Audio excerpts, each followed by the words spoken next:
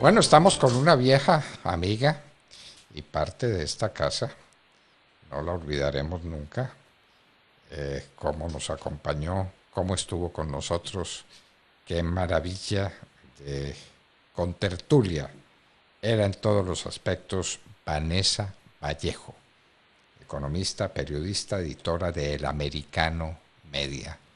Vanessa, muy buenos días. Doctor Fernando, buenos días, qué alegría volverlo a saludar y un saludo para todos en la mesa y por supuesto para la audiencia que también me alegra mucho saludar. Bueno, Vanessa, finalmente, ¿cómo quedó el Congreso de los Estados Unidos y la modificación que pudo haber? No hubo marea roja, no la hubo, pero pues sí, unos cambios bastante importantes, especialmente en la Cámara de Representantes. ¿Qué alcance tiene eso? ¿En qué dificulta la tarea de gobierno del presidente Biden el que tenga una Cámara que no simpatice con él, una Cámara con mayoría de la oposición? Cuéntenos. Sí, pues efectivamente no hubo esa ola roja y es muy interesante analizar qué fue lo que pasó ahí porque digamos que esas predicciones de una ola roja venían de encuestas, pero también venían de, yo creo que un entendimiento general de que el país está mal y tiene situaciones muy difíciles, es decir, estamos hablando de, según la encuesta, alrededor de un 75% de los americanos que dicen que el país va por el camino equivocado. Entonces, ante todas esas situaciones se esperaba esa ola roja que no sucedió y eso sí hay que resaltar que esa ola roja yo creo que sí sucedió en Florida, donde incluso condados que eran históricamente demócratas se volvieron rojos, donde el gobernador gana por casi 20 puntos de diferencia, el senador Marco Rubio por 14, si no estoy mal, y donde vemos un estado que antes era considerado por algunos incluso púrpura, ahora creo que no queda duda que es un estado rojo. Sobre los retos que pueden venir para el presidente Biden. A ver, yo creo que hay varias cosas que explican esta, digamos, lo que no esa ola roja que no sucedió, ¿no?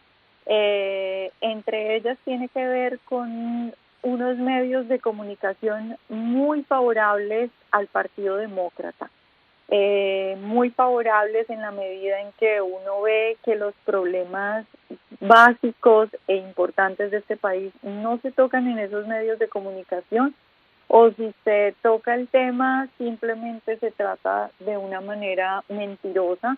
Entonces es, por ejemplo, el asunto de la inflación. Y uno ve acá cómo miran o cómo explican los medios de comunicación la inflación, pues siempre es echándole la culpa a la guerra con Ucrania, a lo que pasó con el COVID, y claro, ahí hay varios factores, pero no se puede exculpar por completo al presidente cuando sabemos que ha gastado en millonarias cifras en esta administración, en estos 2 años que lleva. Entonces, yo creo que el presidente Biden, y lo ha dicho él, le preguntaron que él qué iba a hacer para cambiar esa percepción que tienen los americanos de que las cosas van mal, y él respondió textualmente: nada, no voy a hacer nada porque los americanos se están dando cuenta que sí estamos haciendo cosas buenas. Entonces, sí va a haber problemas en la Cámara, pero digamos que él todavía tiene, pues, tiene el Senado. La diferencia en la Cámara no es muy alta, la ganancia en la Cámara no es muy alta para los republicanos, entonces creo que va a seguir sacando cosas. Ahora veremos qué tan fuerte es el Partido Republicano con esa Cámara para impulsar no solo proyectos en el término económico, pero también, sino también investigaciones que puedan afectar a los demócratas, que hay muchas investigaciones que no se han podido sacar adelante y que en eso sí pueden, digamos, los republicanos hacer un trabajo que podría dificultar mucho la labor del presidente Biden en materia de investigación, tanto para cuestiones demócratas en general, pero también para, en particular, la familia Biden, que está metida en varios problemas, incluyendo lo de la computadora de Hunter Biden. Bueno, Vamos a ver qué pasa, pero un voto es un voto y un escaño es un escaño. No hubo marea roja en la Cámara de Representantes, pero sí ganaron los republicanos, Vanessa. Ese es el hecho. Sí, Ese es el hecho. Los sí, proyectos de ley en los Estados Unidos, como en tantas partes del mundo, tienen que ser aprobados en las dos cámaras. La Cámara de Representantes es fundamental para la aprobación de los proyectos de ley. sí. Sí, ahora el asunto es que tenemos un partido republicano muy dividido en este momento. Pues la diferencia en esto, todavía faltan 4 sillas, pero en este momento estamos 212 demócratas, 219 republicanos, con un partido republicano que muchos analistas consideran que esta es una de las épocas en las que el partido republicano en su historia ha estado más dividido. Es muy complicado porque vas a tener por un lado lo que acá llaman RINO, que son Republican in Name Only, que son republicanos que muchas veces o gran porcentaje de las veces votan demócratas. Entonces son republicanos que a veces no se cuentan dentro de los proyectos que saca el Partido Republicano, pero también tienes republicanos que son muy extremos, y que, bueno, a ver, eso lo podemos definir dependiendo de qué hablemos, ¿no? Pero en materia de sacar adelante proyectos, a veces pasa que se intenta sacar un proyecto y hay unos republicanos que, digamos, repito, entre comillas, son muy extremos y de pronto quieren cambios a ese proyecto y deciden no votar por ese proyecto porque ellos quieren agregarle otras cosas que creen que son de pronto más conservadoras o lo que quieran.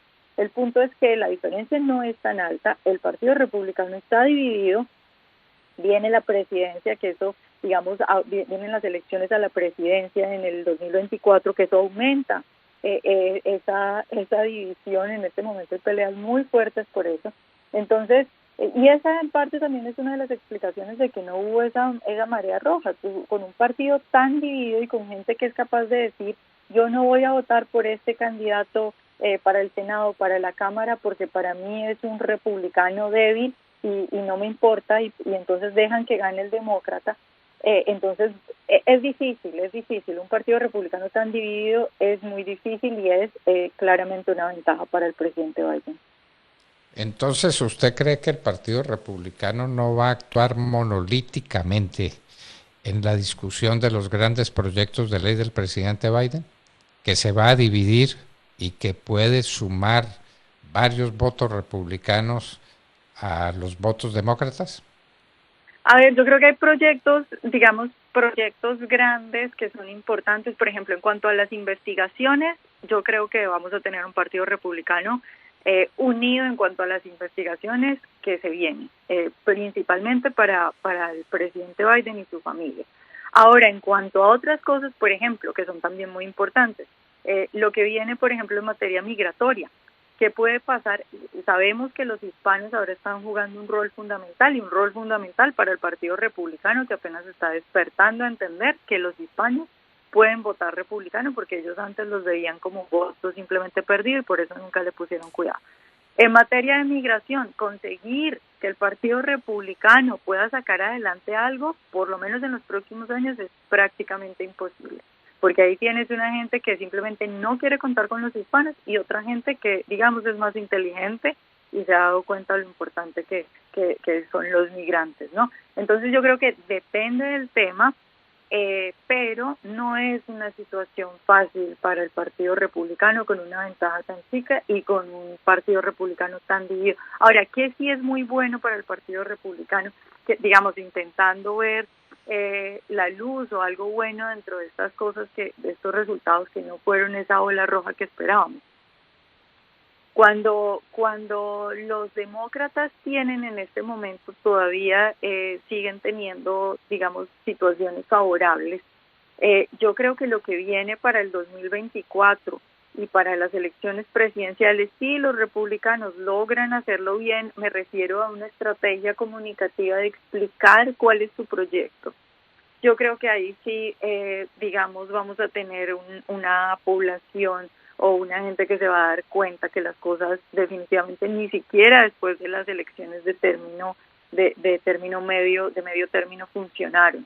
Entonces, creo que se van a intentar sacar buenos proyectos en la Cámara y esos buenos proyectos, algunos no van a ni siquiera pasar por lo que digo de la división dentro del Partido Republicano, pero con la intención y con la fuerza del Partido Republicano de intentar sacar cosas buenas, yo creo que eso puede funcionar para unas elecciones presidenciales.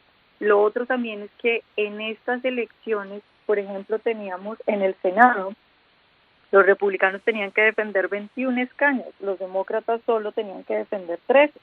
21 escaños, defenderlos es bastante difícil, pero además de estos 21 escaños, 6 eran de candidatos nuevos.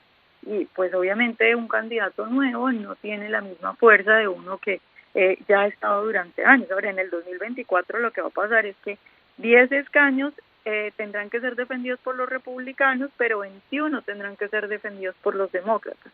Entonces yo creo que la situación ahora está un poco complicada, pero para el 2024 tenemos más ventajas que para estas elecciones, yo creo. Bueno, esperemos a ver qué ocurre. ¿Cuándo se reúne el Congreso por primera vez? Este Congreso nuevo, ¿cuándo se reúne? Eso tendría que ser, oficialmente tendría que ser a mitad del próximo mes. Es decir, ¿a mitad de diciembre o a mitad de enero? Perdón, a mitad de enero, sí. A mitad de enero, no es el próximo. A mitad de enero. Muy bien. Triunfo republicano en la Cámara de Representantes, no hubo marea roja, hubo una situación de equilibrio supremamente difícil, supremamente complicada, y los demócratas obviamente sacando ventaja de esa desunión del Partido Republicano, ¿no? Dividir sí, para reinar. Exactamente, y también yo creo que los republicanos cometieron un gran error en estas elecciones, y es que los demócratas lo han hecho tan mal y los problemas son tantos que ellos simplemente se dedicaron a señalar esos problemas, y creo que les faltó pasar a la siguiente parte, que es cuáles eran las propuestas.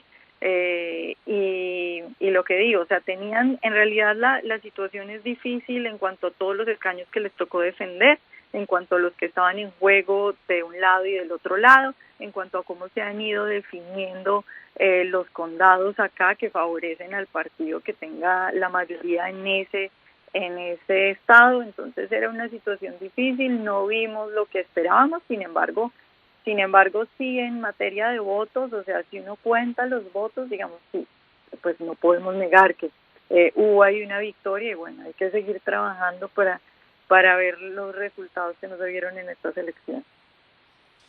Bueno, Vanessa Vallejo, economista, periodista, editora en Americano Media. ¿Cuánto agradecemos, Vanessa, tu presencia en la Hora de la Verdad y con cuánto cariño te recordamos acá? Igual, doctor Fernando, muchas gracias por la invitación y un saludo a todos los que nos escuchan. Yo muy feliz de volver, que tengan un buen día. Vanessa Vallejo, economista, periodista, editora en Americano Media, estaba con nosotros en la Hora de la Verdad. 8 de la mañana, 2 minutos.